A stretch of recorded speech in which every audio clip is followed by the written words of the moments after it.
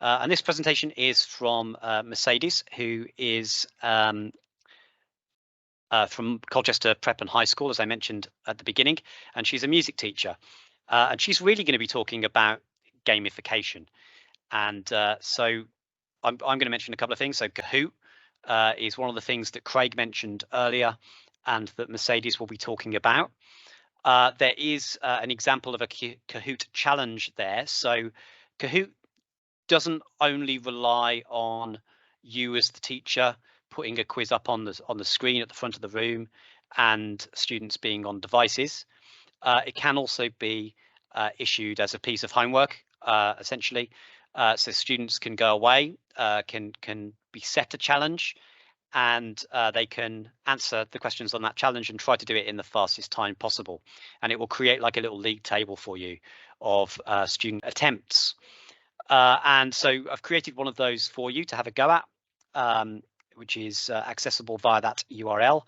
So it's tinyurl.com/PolyMAT Presents 6 Kahoot, all one word. And then you have to type in the game pin 02135842, and that will allow you to do a Kahoot challenge. You may not be able to do this particular one unless you are familiar with Boolean data types and binary information, that kind of stuff, which is it's a computer science quiz. But it just gives you an idea of how you can have a challenge that students can do at home. The other tool that I really like to do with gamification is Quizlet, and the idea of Quizlet Live. Now, this one is one that you can do in a classroom, again, a bit like Kahoot, where it divides the students in your room into small teams. And then as each team get questions right, it orders them. So here we've got tigers, T-Rex, lions, and zebras. And in terms of how many questions they've got right, the tigers are in the lead. But you can also, just like the Kahoot challenge, do tests effectively on Quizlet for students to complete outside of school or on devices when they're out of your classroom. And again, there's an example that you could try there. Again, it's on a computer science theme, but tinyurl.com/PolyMAT Presents 6 Quizlet will allow you to experience what a student would experience if they were doing that activity. Now, Mercedes is going to talk more about Kahoot, and she's going to also talk about something that I haven't used and I'm interested to hear about, which is called Nearpod. So I'm going to move on to Mercedes. Hi there, I'm Mercedes. Welcome to my presentation about engagement, formative assessment, and retrieval practice with Kahoot and Nearpod. I'll tell you a little bit about me. I have been a head of music at Colchester Prep High School in the UK for 13 years and a music teacher since 2008.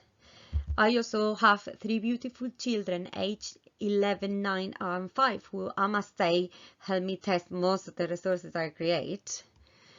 Since the start of the pandemic, my mind has been open to a world of possibilities for the integration of EdTech in education, and it has been a real pleasure to join a few fantastic communities globally and gain a few accreditations along the way. You can find me on Twitter and Instagram at MRFMusicTeach. I believe the purposeful use of technology is a great advantage as long as it allows us to achieve, improve and elevate what we already do. Otherwise, it's just a little bit of extra work that we don't really need.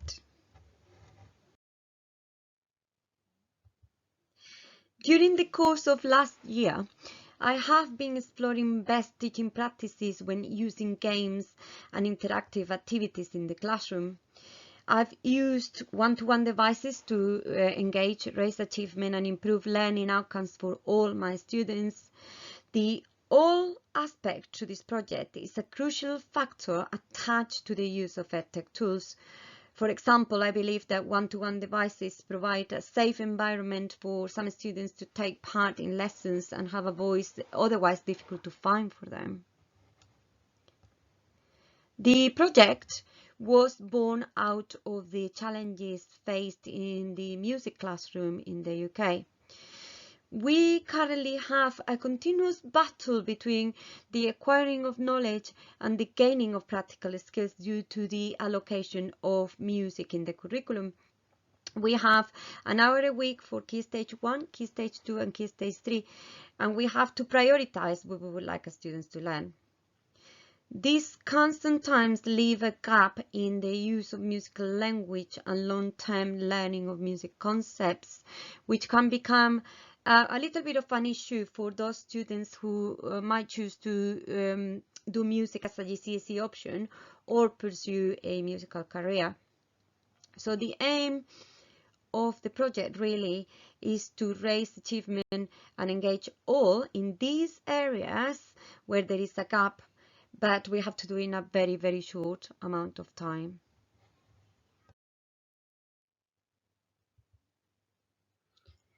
The idea of game-based learning is an educational approach used to motivate, engage and inspire students by using game elements that bring fun. This is not a new approach brought by the use of technology, but it has been around classrooms for many, many years. For example, in the use of Q&A, games, mini boards, debate role plays, matching cards, bingo games, paper quizzes, exit tickets, and many, many others. These can often be time-consuming for teachers as they involve the making and storing of resources and materials and designing, printing, cutting, laminating. They do provide an element of kinesthetic and social learning, which is extremely valuable and important for our learners. These can nowadays be replicated with the use of EdTech tools. Good quality and the individualized digital activities can take time to set up and prepare, but once they are there, they're ready permanently and adapting them is so easy. So using EdTech tools is a time saver in the long run. I have chosen Kahoot and Nearpod for my project as they can be used in a range of ways that create a variety and keep interest, but there are other many platforms that will serve the same purpose. I'm a believer in having a healthy balance between using EdTech tools and traditional approaches, although sometimes you do have to do extremes to find that balance, and a little bit of trial and error is also to be expected.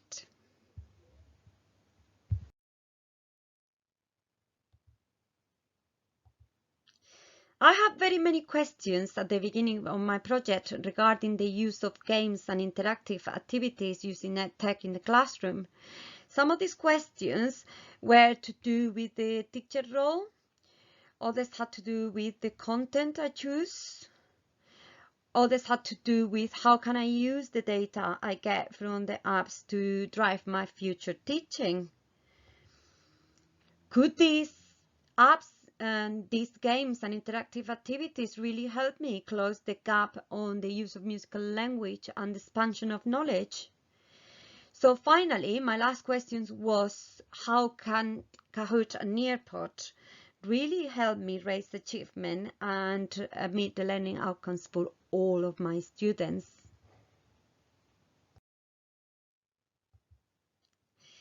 I chose a focus group to explore all my questions and test the results over time. Although the sample is very small, I think the results show potential for a bigger long-term project. My sample included 10 students from year 9. The topic was samba music. I chose this topic because we teach this in a very practical way to develop performing skills, so it does not necessarily focus on knowledge and use of musical language. I created very specific EdTech activities in Kahoot and Nearpod, including music concepts and language related to samba music, such as names of instruments, playing techniques, musical devices, and the context of the music. After starting the topic in class, a Kahoot quiz was set to assess how students were retaining the information. As a group of 10, they achieved a 65% of correct answers. I used then the very useful reports of data from Kahoot to identify areas that needed reviewing and went through the content as necessary with students. As the weeks went by, and after using a variety of other interactive activities in Nearpod and Kahoot, the number of correct answers increased to 76%. This was measured with a time to climb activity in Nearpod, which is a gamified type of quiz. Both the Kahoot and the Nearpod activities that we have done in class were set as independent revision tasks before an end-of-term test in spring. This is a great feature of both of these platforms. The self-paced and challenge options allow the engagement to continue at home. The formal written test took place at the end of the spring term, and students achieved 86% of correct answers. 3 months later, they were tested again formally, and they also achieved 86% of correct answers. This result indicates that my students retained information in the long term, which I find incredibly positive for this initial research.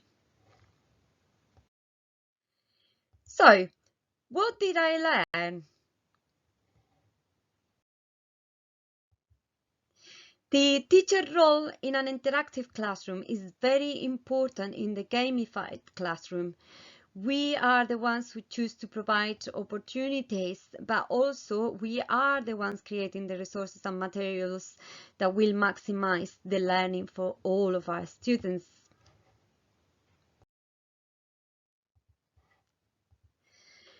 What we choose to teach and how is this crucial to the outcomes for our students.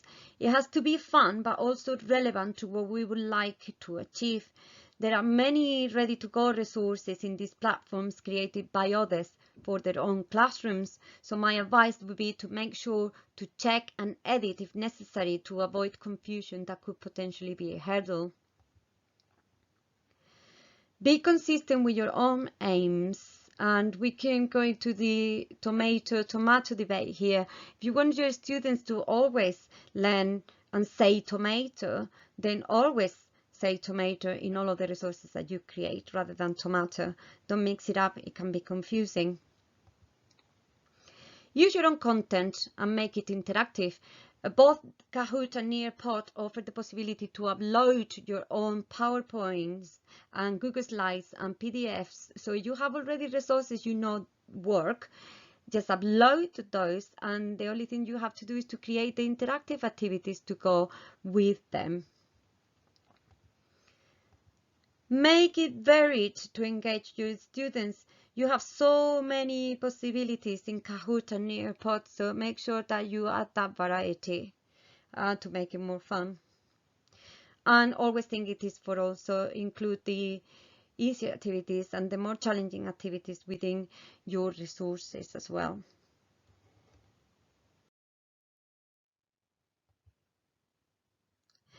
Both Kahoot and Nearpod produce fantastic reports giving an immediate overview on your class and individuals' learning and performance. This real-time feedback allows on-the-spot assessment so that we can adapt and inform future learning. These reports are also a permanent record, so we can go back to check if necessary. Always make sure to observe, reflect, and go over the content that you need to go over. There is no time to produce huge amounts of data to track your students' performance. All is done for you. Using Kahoot and Nearpod to collect data is a real time saver. You can see this exemplified in the picture on the left, where it shows a Nearpod report during a session, so you can see in real time, and a post-session report that you can go back to and check if necessary.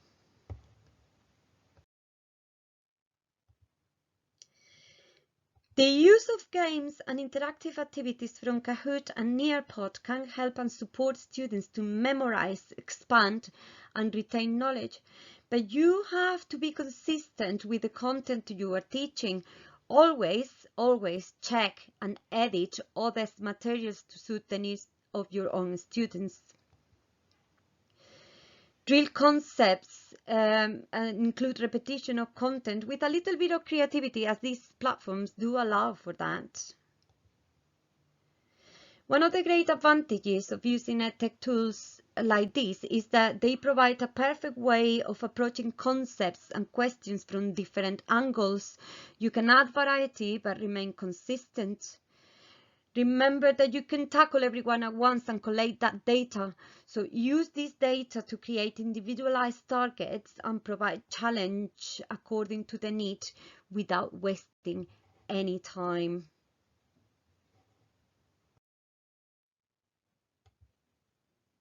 So how do games and interactive activities from Kahoot and Nearpod help in the classroom to raise achievement and meet learning outcomes for everyone? Firstly, through engagement.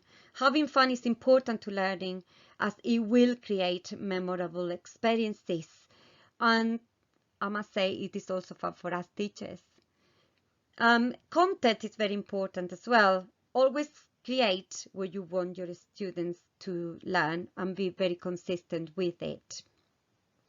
Don't forget that these platforms also create a safe environment where all students feel they have a voice and can show the stage of learning every step of the way. Data includes class performance and individual performance, so it lets us teachers to see very quickly what needs to be reviewed and who needs support or challenge. Formative assessment of everyone becomes really easy. Then repeat.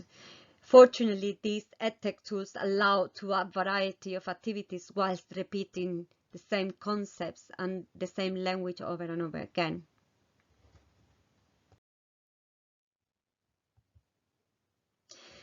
I really hope this presentation will support and engage all the teachers in best practices to integrate technology in a fun, interactive, and purposeful way. Gamification and the use of interactive activities in one-to-one devices provide an inclusive learning environment in which students are willing to take risks, have a voice, and freely participate, developing the self-esteem and confidence, and thus all students. Thank you very much for listening. So a big thank you to Mercedes for her presentation, and we have now finished for the evening. So thank you to everyone who has presented tonight.